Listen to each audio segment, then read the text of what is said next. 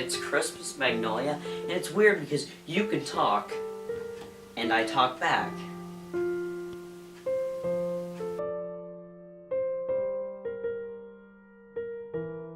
Well, anyway, what do you think about Christmas?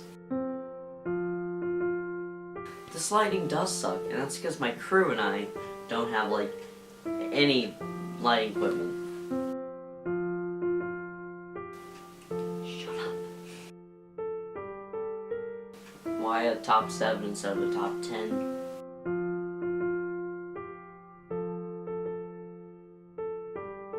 Okay, that makes sense. Yeah, okay. Merry Chrysler.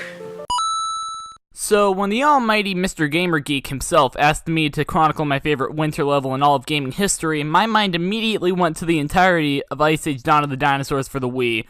But then I remembered this was supposed to be a list of the best winter levels, and then I recalled Freezy Flight Galaxy from Super Mario Galaxy 2. They managed to cram a lot of obstacles and challenges into this one level. You start on this one planet with a little wooden cabin.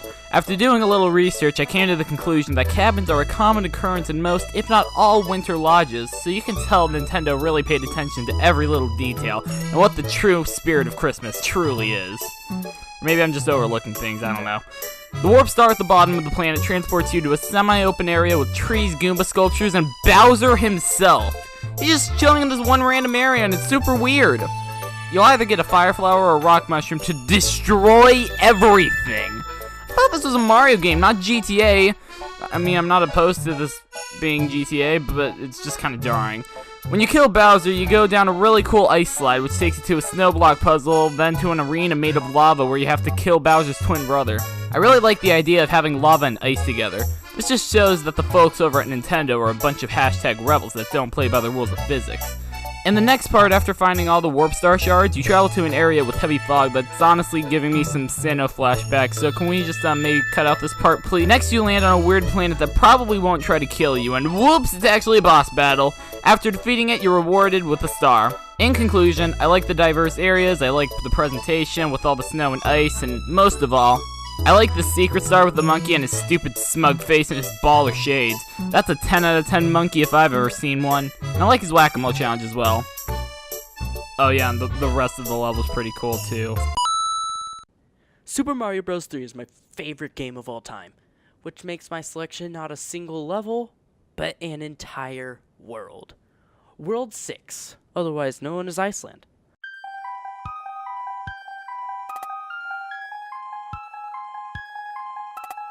I have so many fantastic memories of this world growing up. My dad and I would spend so much time in front of the TV, and he'd help me figure out what I was supposed to do to get past certain obstacles. So not only is Super Mario Bros. 3 my favorite game, but it also has one of my favorite worlds of any Mario game. A lot of the levels are unique, including a fun puzzle level, which is World 6-5, that I adored growing up. This level was just a ton of fun to play. That's all cool stuff, but probably my favorite part of this world is the airship. This world's airship is unique in the fact that it's pretty challenging with no enemies. Until the Koopa. Your only threats are falling into the bottomless abyss of nothingness, getting burned alive, or being smashed by this Koopa kid. This airship focuses more on jumps and timing than the other ones up to this point, and I love it for that. Iceland will always have a special place in my heart for these reasons. Unlike a lot of winter levels that involve snowball fights and slippery controls, Frosty Wheel from Kirby's Epic Yarn takes it in a completely different direction.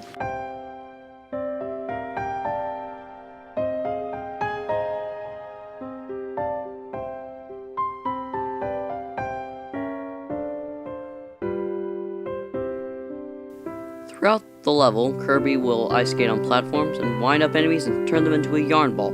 The platforms are all stitched together, going with the theme of the game, yarn. But it goes even better with the Christmas levels, because a lot of ornaments are stitched together and hung up on trees. But that's not the best part. Usually in the game, if you double tap on the controller, you will turn into a car to go faster. But in this level specifically, you become a sled, which opens up to the main segment of this level, sledding. Not only can you sled on ice, but you can also sled on water, which brings it to a fast-paced sled course in which the goal is to collect a lot of beads and do it without stopping. It's kind of the Sonic the Hedgehog-esque in the way that speed is a priority, but it goes to show the detail and fun ideas that went into the making of this game just in general. That's why I say it's one of the best Kirby games. Hello everybody, my name is Luke. Welcome to my part of the Geek 64 Winter Comp-olation. Yay! Today I'm going to be talking about the Pale Flower of Darkness, more specifically, the Kenneth version. Now, there are 2 points of the games where you'll get an alternate version depending on what you do. At level 25, the game will check and see if your magical units are stronger than your warrior units.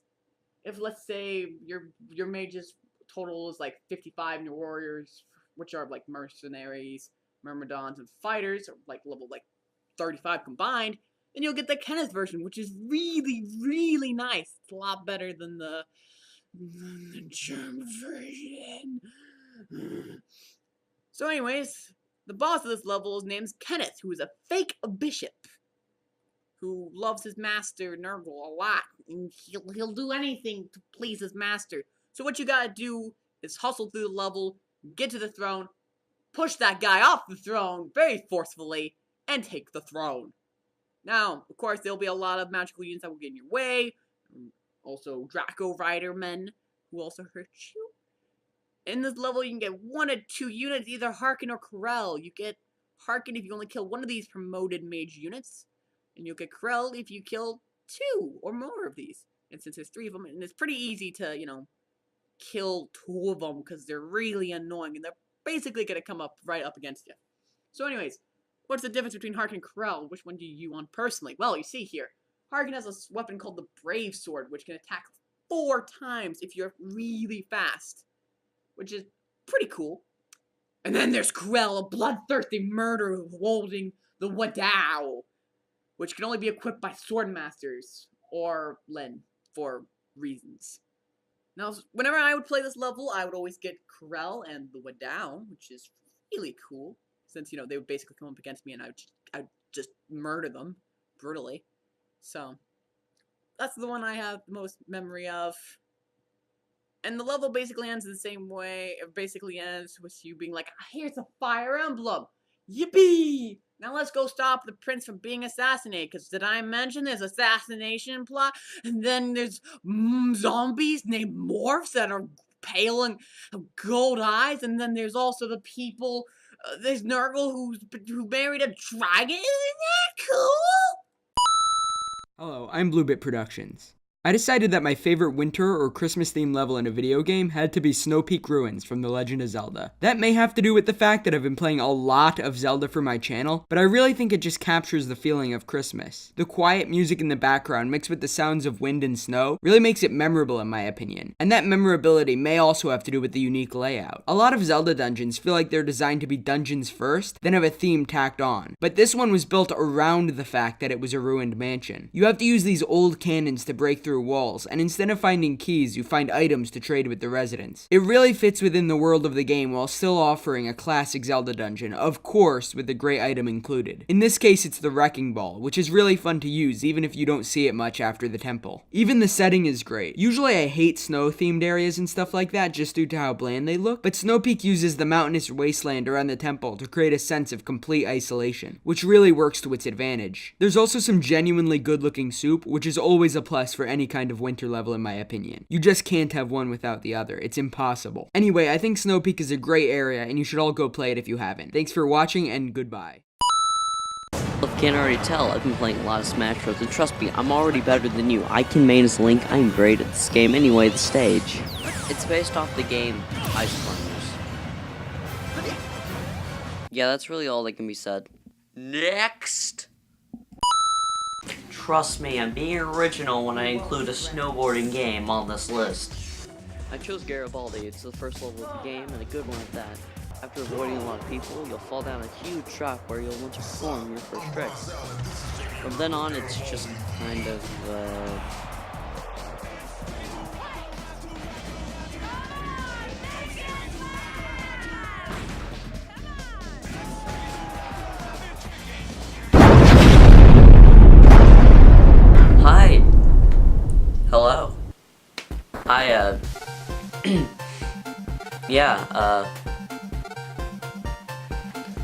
Thank you for watching this really retarded video.